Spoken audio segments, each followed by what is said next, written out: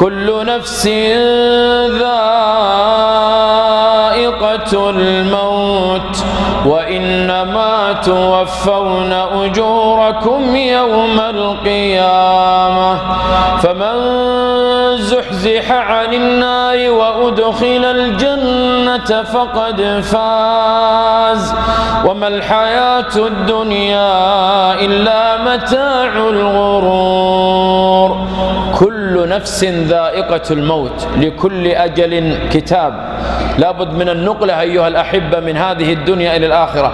كم سمعنا من الأخبار، فلان مات وجارنا القريب مات وفلانة ماتت وصاحبنا مات، وأنا وأنت سنكون خبر من الأخبار في يوم من الأيام. كل من عليها فان ويبقى وجه ربك ذو الجلال والإكرام.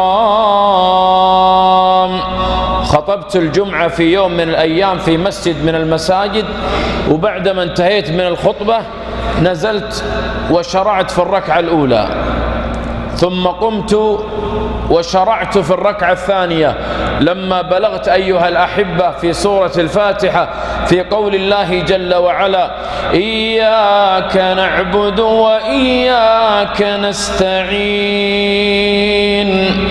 إياك نعبد وإياك نستعين. هنا أيها الأحبة سقط رجل في وسط المسجد، وأكملت الصلاة وسلمت، ولما سلمت يا إخوان أخذت الميكروفون، وكان الرجل بعيد عني في منتصف المسجد والمسجد كبير، وبدأت أقول يا إخوان، لأن الناس ازدحموا على هذا الرجل الذي سقط في وسط المسجد، قلت لهم ابتعدوا عنه، أعطوه هواء، خلوا الهواء يصل إليه، لعله مكتوم، لعله كذا. وبدأ بعض الإخوة يصيحون معي اتركوا له مجال، وأخذه بعض الإخوة إلى أقرب مستوصف، وصلوا به إلى الطوارئ، كشف عليه الدكتور، قال هذا الرجل توفاه الله منذ أن سقط في المسجد. يوم الجمعة يا إخوان وهو متوضئ، يوم الجمعة وهو مغتسل، يوم الجمعة وهو واقف بين يدي الله. فاتصلت، أخذت رقم أخوه، واحد من أخوانه الميت اسمه محمد، الله يرحمه ويتقبل ويجعلها 100 حسنة. فاتصلت على أخوه خالد، قلت يا خالد أسألك بالله، هذا الرجل تعنى من بعيد وجاء يصلي معي في مسجدي الجمعة، فلا يغسل أحد إلا أنا. حرصت على أن أغسل هذا الرجل، وبالفعل غسلته معي بعض الإخوة. وبعدين يا أخوان ذهبت إلى العزاء وأخذت خالد على جنب، قلت له يا خالد أسألك بالله، ما هو أرجى عمل ترجوه لأخيك أن يموت هذه 100 الحسنة؟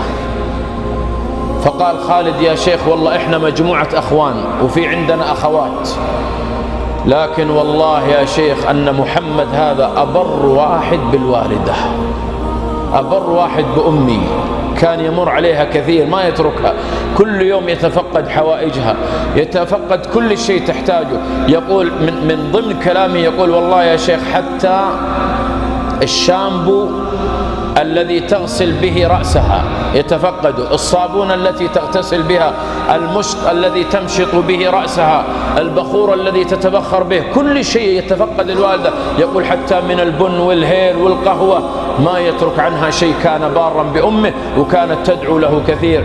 قلت بسبب هذا كسب 100 الحسنة. وبالوالدين إحسانا، وبالوالدين إحسانا، إما يبلغن عندك الكبر أحدهما أو كلاهما فلا تقل لهما أف ولا تنهرهما وقل لهما قولا كريما.